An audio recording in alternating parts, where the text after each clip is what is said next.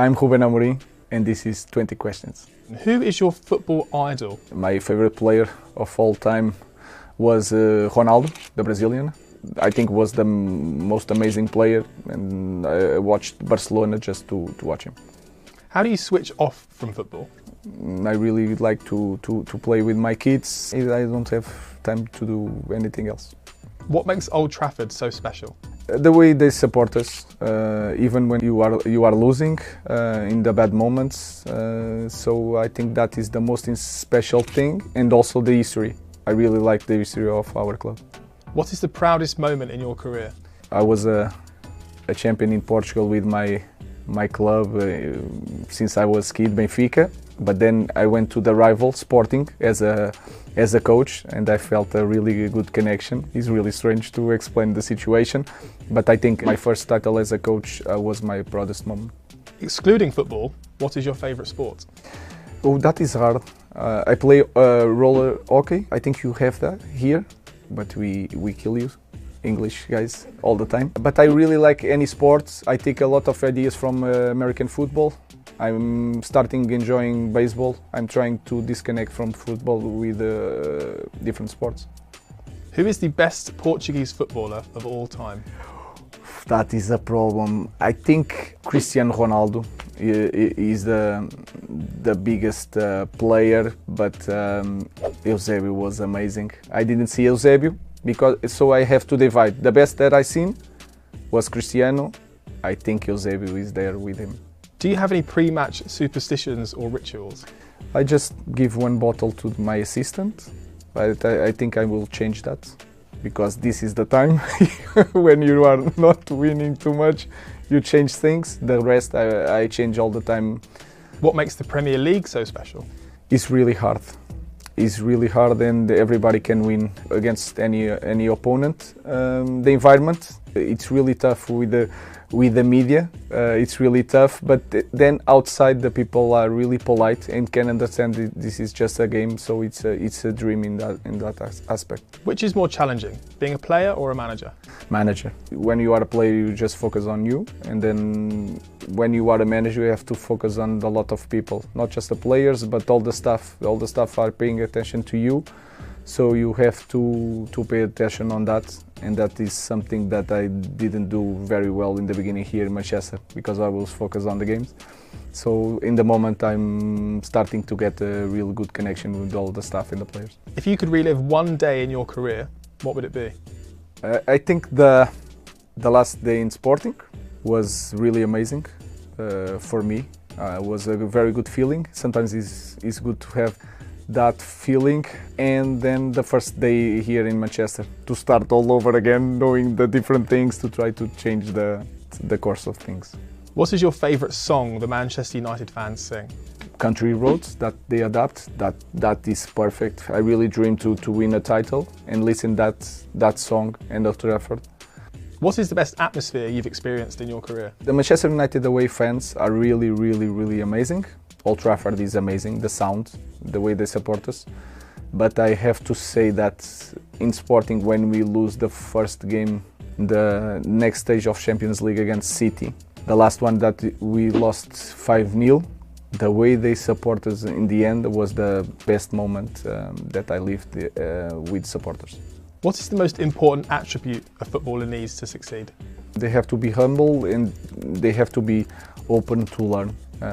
And then everything will be okay.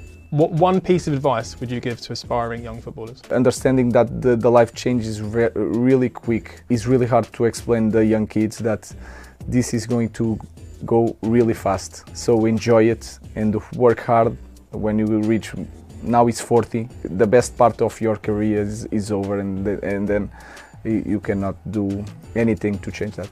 If you could invite anyone in the world to watch Manchester United at Old Trafford, who would you choose? Sir Alex Ferguson.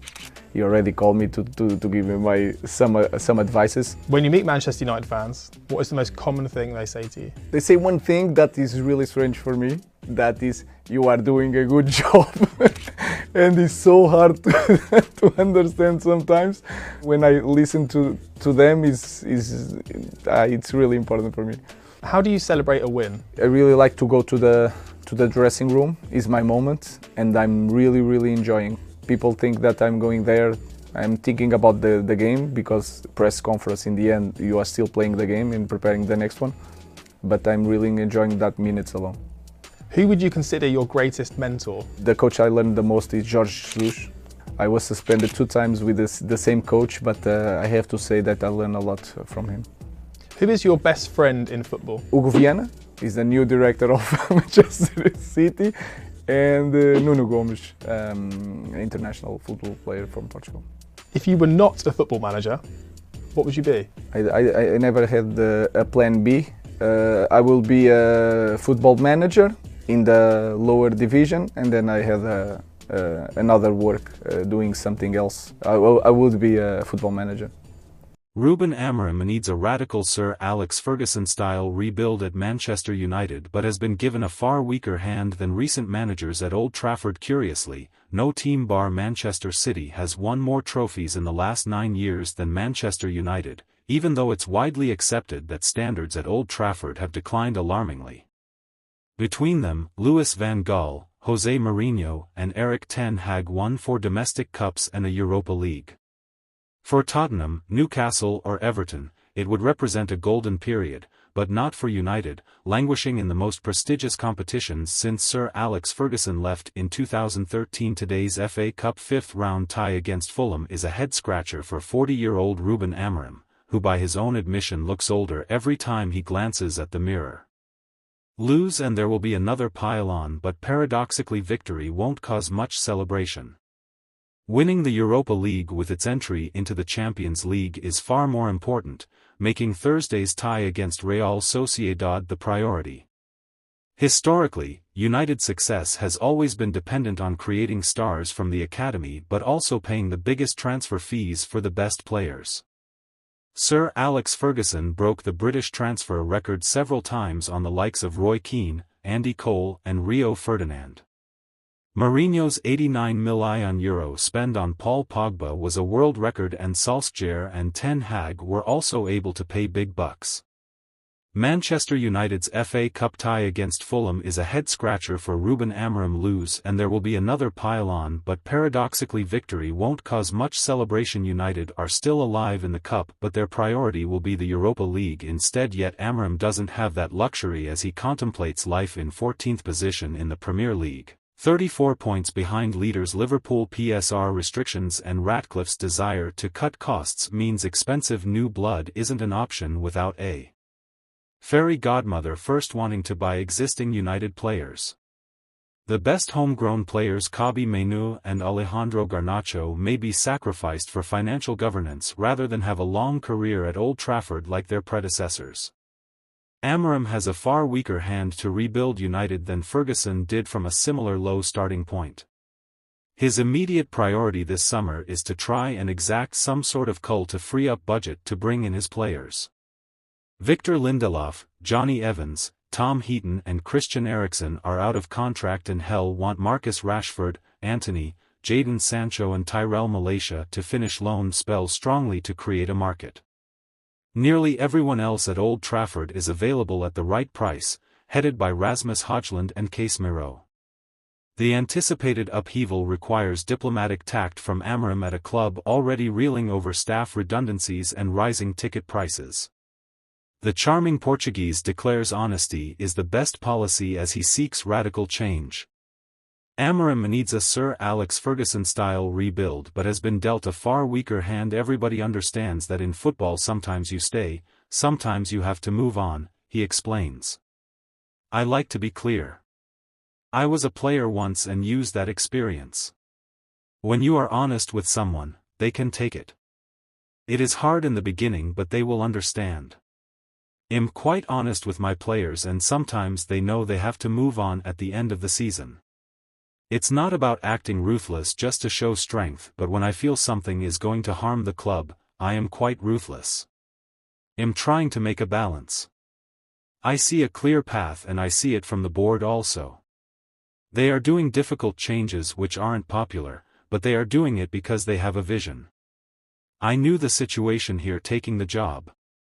It was a risk, but we are surviving and doing everything.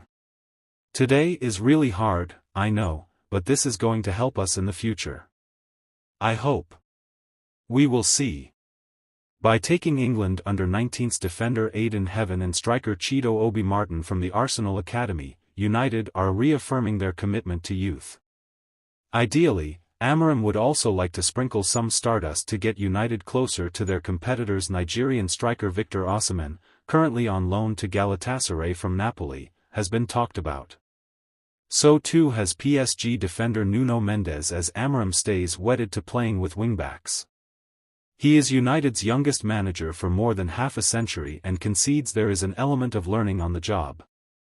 We aren't winning enough games, so I don't feel like I am a better coach, he acknowledges. But I have lived here for 3 months and learned certain things. I am a more complete manager because sometimes you need to be in a poor situation to grow. I have felt during these 3 months I am not going to die if I lose 3 games in a row. I've learned to cope and maintain the energy.